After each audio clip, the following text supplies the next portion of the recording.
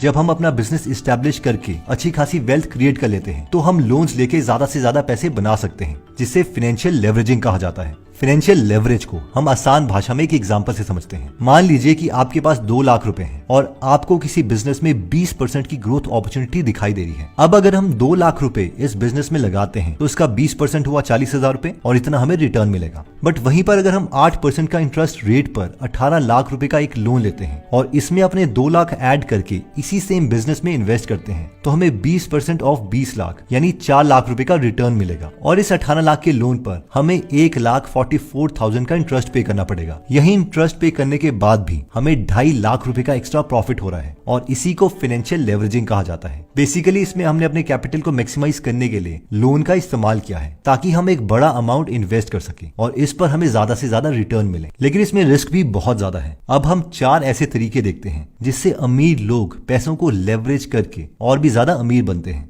Method 1, investing in commercial properties, जिसमें हम rental income earn कर सकते हैं। इसकी एक बहुत ही इंस्पायरिंग स्टोरी है। इमेजिन कीजिए कि इंसान है जिसकी 5,000 रुपए की सैलरी है और वो एक छोटी सी दुकान में हेल्पर का काम कर रहा है और वो इस मेथड को यूज करता है। तो उसे आज कितना रेंट मिलता होगा? 50,000 रुपए, 1 लाख रुपए? नहीं, 2021 में इन्हें 769 करोड़ का रेंट मिला है। इनफैक्ट इन्हें सिर्फ एक बिल्डिंग से 4 करोड़ रुपए पर मंथ का रेंट मिलता है। इनका नाम है विजय अग्रवाल, जो कि एक सत्वा ग्रुप नाम की रियल एस्टेट कंपनी के आज मैनेजिंग डायरेक्टर हैं और इनकी खुद की नेटवर्थ 4,000 करोड़ से भी ज्यादा की है। और अगर हमें भी लोन लेके ज्यादा से ज्यादा प्रॉफिट या रेंटल इनकम कमानी है तो हम उन प्रॉपर्टीज को खरीद सकते हैं जो अपनी एक्चुअल वैल्यू से काफी कम प्राइस में बिक रही हैं। और इसे करने का तरीका गैरी केलर ने अपनी book millionaire real estate investor में बताया है। बेसिकली वो बताते हैं कि कई प्रॉपर्टीज हैं जो फैमिली डिस्प्यूट्स, फैमिली इमरजेंसीज या फिर लोन प्रॉब्लम के चलते काफी डिस्काउंटेड प्राइस में बिक जाती हैं और हमें ऐसी ही प्रॉपर्टीज को ढूंढना है। फॉर एग्जाम्पल, आज गोवा की जो प्रॉपर्टी प्राइस की ग्रोथ है और रेंटल यील्ड है वो बहुत ज्यादा है और अगर हम इस वेबसाइट पे जाएं तो हमें यहाँ गोवा की वो सारी प्रॉपर्टीज दिखेंगी जिसके ओनर लोन रीपे नहीं कर पा रहे हैं। सो बैंक इन प्रॉपर्टीज को काफी सस्ते प्राइस में ऑक्शन करता है। जैसे कि यहाँ गोवा के पॉश एरिया के 2 घर सिर्फ 70 लाख के ऑक्शन में बिक रहे हैं, जो कि इसकी रियल मार्केट वैल्यू से काफी कम है। और as a thought experiment, let's say कि हम 10 लाख का डाउन पेमेंट करके 70 लाख रुपए का एक लोन लेते हैं और इस प्रॉपर्टी को खरीद लेते हैं, रेनोवेट करते हैं, तो इसकी वैल्यू एटलीस्ट 20 से 30 लाख ज्यादा की तो हो जाएगी और हम इसे हर महीने अपनी लोन की EMI से भी ज्यादा रेंटल इनकम अर्न कर सकते हैं। और इसके साथ ही अगर घर का प्राइस 5 या 6 साल में बढ़ जाता है या डबल के आसपास हो जाता है तो ये लोन एक गुड डेट कहलाएगा, ना कि बैड डेट।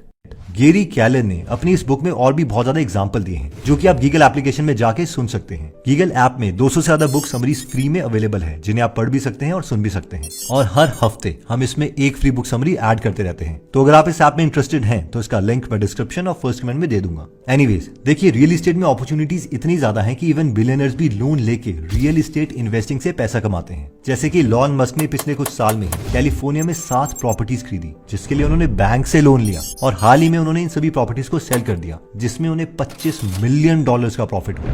बट इस प्रोसेस को फॉलो करने के लिए एक कंडीशन हमेशा ट्रू होनी चाहिए कि हम वो प्रॉपर्टीज खरीद पाए जिनकी रेंटल इनकम और मार्केट वैल्यू की ग्रोथ रेट हमारी EMI की इंटरेस्ट रेट से ज्यादा हो। और दूसरी इंपॉर्टेंट बात, अगर शुरू में हमारी रेंटल इनकम मंथली EMI से कम भी होती है तो भी हमारी इतनी कैपेबिलिटी होनी चाहिए कि हम इस सिचुएशन को मैनेज कर पाए। Method 2, investing. इसमें आइडिया यह है कि हम लोन लेके किसी हाई ग्रोथ पोटेंशियल वाले स्टॉक में इन्वेस्ट करें जिसमें हमें ज्यादा से ज्यादा प्रॉफिट मिल सके। और जैसा कि मैंने वीडियो की शुरू में बताया था कि अश्नीर ग्रोवर भी इसी रीजन से लोन लेकर नायका के IPO में इन्वेस्ट करना चाहते थे। इनफैक्ट अश्नीर अपनी बुक दोगलापन में बताते हैं कि उन्होंने लेवरेजिंग का इस्तेमाल किया और बैंक से 95 करोड़ का लोन लिया और इस लोन के पैसों को अश्नीर ने जोमेटो के IPO में इन्वेस्ट किया। और हम में से ज्यादा लोग शायद बिलीव नहीं करेंगे कि ये इन्वेस्टमेंट इतनी सक्सेसफुल हुई कि अश्नीर ने सिर्फ 8 मिनट में 2.25 करोड़ रुपए कमा लिए और वो भी लोन का इंटरेस्ट पे करने के बाद। और शायद कॉल रिकॉर्डिंग में अश्नीर का इतना गुस्सा होने की वजह भी यही है कि नायका IPO के शेयर्स ऑलमोस्ट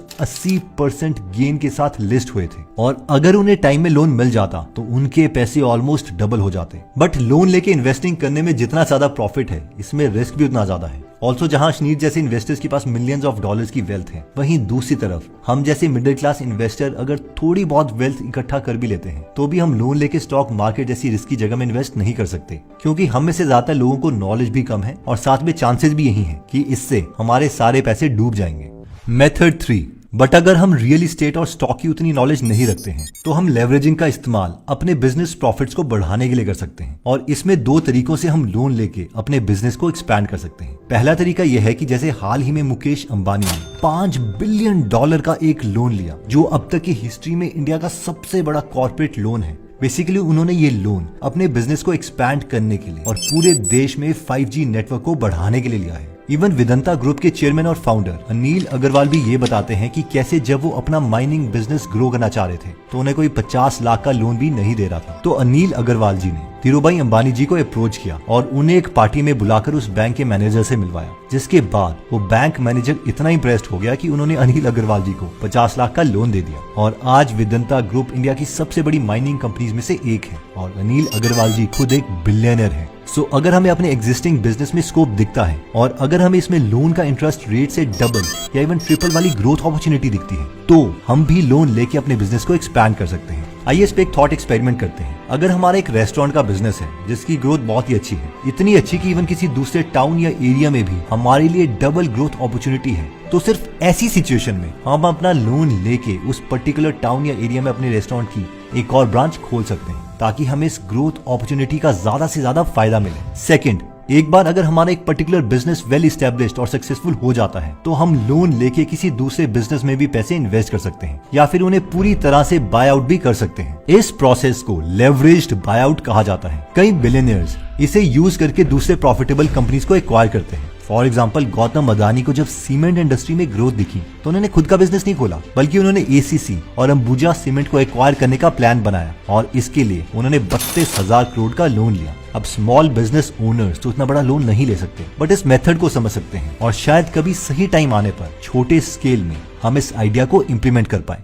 मेथड 4, लास्टली, अमीर लोग लोन का इस्तेमाल सिर्फ पैसे बनाने के लिए नहीं बल्कि टैक्सेस बचाने के लिए भी करते हैं। फॉर एग्जाम्पल, दुनिया के सबसे रिचेस्ट लोगों में से एक इलॉन मस्क ऑलमोस्ट ना के बराबर टैक्सेस भरते थे। इसलिए इलॉन मस्क अपने कंपनी से कोई सैलरी नहीं लेते, बल्कि इसके बदले वो अपनी कंपनीज के स्टॉक्स को ही एज अ पेमेंट एक्सेप्ट करते हैं, जिसकी ऑन पेपर वैल्यू हर साल $बिलियन है। बट क्योंकि वो इन स्टॉक्स को बेचते नहीं है, इसलिए गवर्नमेंट इसे इनकम नहीं मानती और इसलिए इन्हें इस इनकम पर कोई टैक्स नहीं देना पड़ता। इसे बेचने के बजाय वो बैंक के पास जाते हैं और उन्हें कहते हैं कि मुझे मेरे स्टॉक्स के बदले कम इंटरेस्ट वाला एक लोन दे दो ताकि मैं अपने खर्चे चला सकूं। और क्योंकि उनके शेयर की वैल्यू 20 से 30% हर साल इंक्रीज होती है तो वो बार बार अपने लोन को रीफाइनेंस करते हैं। सो बेसिकली वो एंड में ऑलमोस्ट 0 टैक्स पे करते हैं। ऊपर से ऐसे लोन पर कोई टैक्स भी नहीं लगता और अगर हम किसी कंपनी को ओन करते हैं तो हम भी ऐसे लोन लेके अपने टैक्सेस मिनिमाइज कर सकते हैं और इसे और भी कई एसेट्स खरीद सकते हैं। इन कंक्लूजन, इस वीडियो में हमने ये समझने की कोशिश की कि कैसे दुनिया के सबसे रिचेस्ट लोग लोन लेके ही अमीर बनते हैं और कैसे वो अपने पैसे को लेवरेज करके और भी ज्यादा पैसे कमाते हैं। बट